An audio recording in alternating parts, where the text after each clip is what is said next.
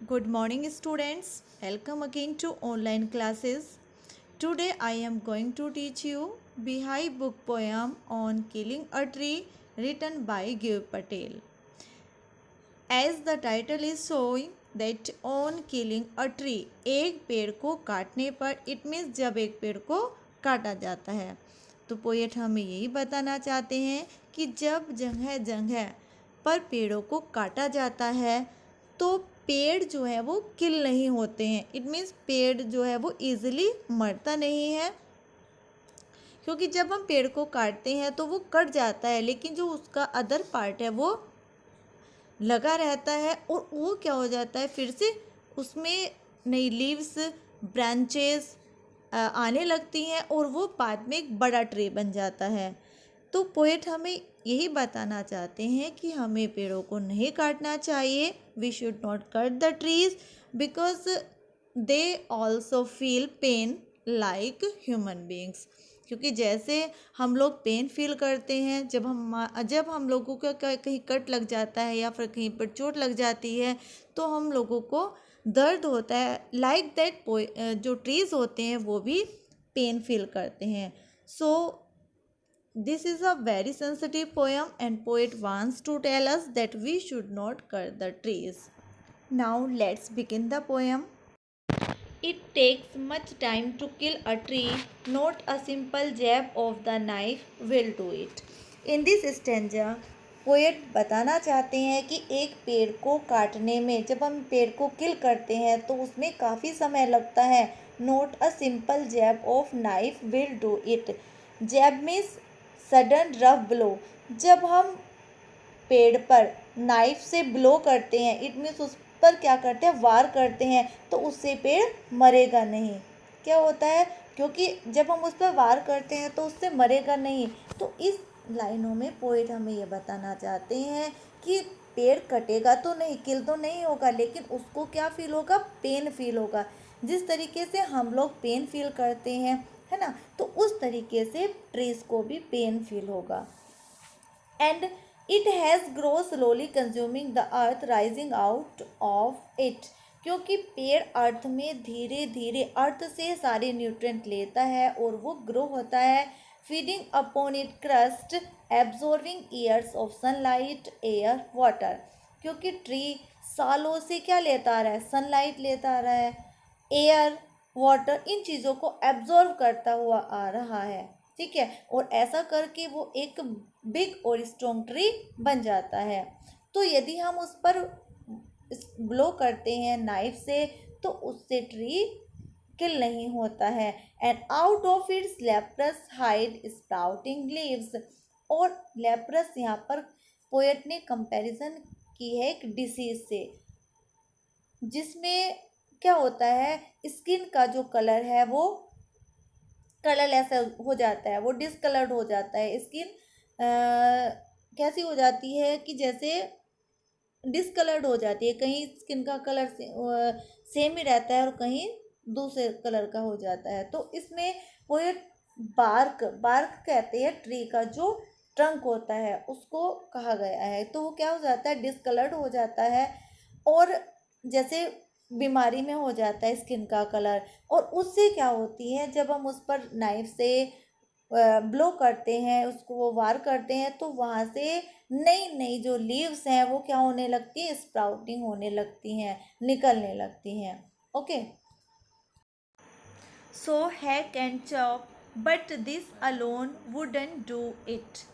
In this stanza poet कहते हैं कि हैक एंड चॉप मीन्स होता है कट रफली बाय स्ट्रीकिंग हैवी ब्लोज।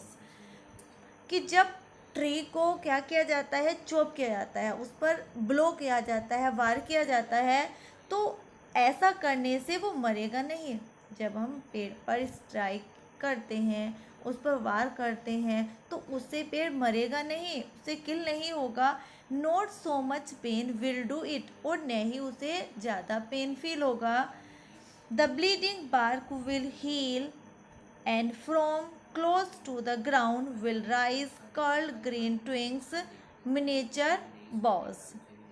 क्योंकि जो ब्लीडिंग बार्क जैसे आपने देखा होगा कि जब हम ट्री को काटते हैं तो एक वाइट कलर का लिक्विड सा निकलता है, तो कुछ समय बाद जो उसका घाव है वो भर जाता है and from close to the ground, और जो पार्ट ग्राउंड के क्लोज होता है, ग्राउंड के पास होता है, will rise curl green twigs miniature bows, और उससे क्या होती हैं ग्रीन जो टहनियाँ होती हैं, जो शाखाएं होती हैं, बोसमिस ब्रांचेस जो शाखाएं होती हैं वो निकल जाती हैं, which if unchecked will explain again to former size, और जो ट्री होता है फॉर्मर साइज कहते हैं, जैसे उसका पहले वाला साइज होता है बिग एंड स्टॉक, जब उसको चॉप किया जाता है, उसको कट किया जाता है, तो ऊपर वाला पार्ट अलग हो जाता है, और जो ग्राउंड वाला पार्ट होता है वो उसकी जो ब्लीडिंग होती है, ब्लीडिंग बार्क होती है, वो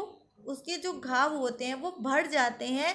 इट मीन्स उससे नई नई लीव्स, नई नई ब्रांचेस आ जाती हैं, और कुछ समय बाद वो जैसे पहला स्ट्रॉन्ग और बिग ट्री था फिर ऐसा ही ट्री बन जाता है। ओके, आई होप आपको समझ आया होगा। Now we will start the next stanza. No, the root is to be pulled out of the anchoring earth. It is to be roped tight and pulled out, snapped out, or pulled out entirely out from the earth cave, and the strength of the tree expose the source, white and wet, the most sensitive hidden for years inside the earth. First, we will know the difficult meaning of this stanza. Anchoring earth means trees are held securely with the help of the roots in the earth, कि जो tree होता है वो बहुत मजबूती के साथ अर्थ को पकड़े हुए होता है अपनी रूट के through. Snapped out means chopped out. No, no means होता है कि पोट हमें बताना चाहते हैं कि जो यदि हम नाइफ से हिट करते हैं ट्री को, है ना, उस पर वार करते हैं, तो इसका मतलब ये नहीं हुआ कि हमने ट्री को किल कर दिया है। लेकिन यदि हम the roots is to be pulled out of the anchoring dark, जो पार्ट हमारा अर्थ को मजबूती से पकड़े हुए होता है ट्री का, इट मीन्स जो रूट्स होती हैं वो अर्थ को मजबूती के साथ पकड़े हुए होती हैं, तो यदि हम उन्हें बाहर निकाल देते हैं, पुल्ड आउट माने खींचकर बाहर निकाल देते हैं अर्थ से, it is to be roped, कैसे निकालेंगे, जब हम उसमें टाइट करके रस्सी बांधेंगे उसके ट्रंक में, and pulled out, snapped out, उसके पार्ट को हम स्नैप्ड आउट करेंगे, चॉप्ड करेंगे, और पुल्ड आउट एंटायरली, पूरी तरीके से उसे खींचेंगे, आउट फ्रॉम द अर्थ केव, अर्थ केव क्योंकि जो ट्री की रूट्स होती हैं वो काफ़ी अंदर तक अर्थ के अंदर होती हैं और वो मजबूती के साथ अर्थ को पकड़े हुए होती हैं, तो हम उसको बाहर निकाल देते हैं, खींचकर बाहर निकाल देते हैं रस्सी के थ्रू, रस्सी से, एंड उसको काटते हैं, and the strength of the tree exposed the source white and wet, तो उस समय हमें पता चलता है कि पेड़ कितना शक्तिशाली था, और उसकी जो रूट्स होती हैं वो वाइट और वेट होती हैं, सफ़ेद रंग की और गीली होती हैं, और सबसे मोस्ट सेंसिटिव पार्ट होती हैं, जो ट्री की रूट्स होती हैं वो पेड़ का सबसे सेंसिटिव पार्ट होती हैं, क्योंकि वो काफ़ी समय तक अर्थ के अंदर छिपा हुआ था, और अर्थ के अंदर छिपा हुआ होता है तो वो सबसे ज़्यादा सेंसिटिव पार्ट होता है। ओके, तो इस स्टेंजा में पोएट हमें बताना चाहते हैं कि यदि हमने ट्री पर हिट किया है तो उसका मतलब ये नहीं कि हमने पेड़ को कट कर दिया है, लेकिन यदि हम पेड़ को अर्थ से, रूट से निकालते हैं, उसकी रूट्स को ही अर्थ से निकाल देते हैं, तो तब इस माना जाएगा कि हमने पेड़ को किल कर दिया है, हमने पेड़ को काट दिया है। Okay, now we will move to the last stanza. Then the matter of scorching and choking in sun and air, browning, hardening, twisting, withering, and then it is done. So first we will know the difficult meaning of this stanza.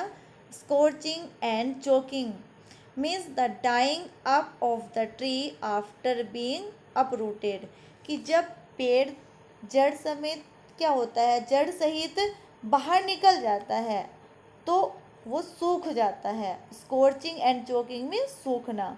तो तब जब पेड़ को uprooted हो जाता है, यानी कि उसको जड़ें जो है अर्थ से निकल जाती हैं, तब पेड़ सूख जाता है। In the sun and air, हवा में और धूप में पेड़ जो है वो सूख जाता है, ब्राउनिंग हो जाता है, वो ब्राउन कलर का हो जाता है, हार्डनिंग हार्ड हो जाता है, ट्विस्टिंग विदरिंग, ट्विस्टिंग मुड़ जाता है, और वो विदरिंग मीन्स मुरझा जाना, मुरझा जाता है। And then it is done, तब हमें समझना चाहिए कि पेड़ मर गया है। कि जब जड़ों को बाहर निकालेंगे, जब हम पेड़ की जड़ों को बाहर निकालेंगे तभी पेड़ मरेगा। ओके, तो in this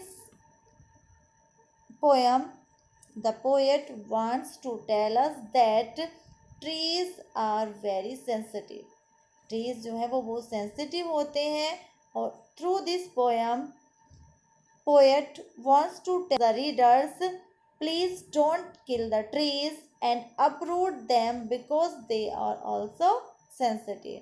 क्योंकि पोएट हमें यही बताना चाहते हैं कि जो हम ट्री को हमें नहीं काटना चाहिए, क्योंकि ये भी क्या होते हैं, और इन्हें हमें जड़ों से नहीं निकालना चाहिए, क्योंकि ये भी सेंसिटिव होते हैं। जैसे हम लोग सेंसिटिव होते हैं, लाइक ये भी सेंसिटिव होते हैं, ये भी इमोशंस को फील करते हैं।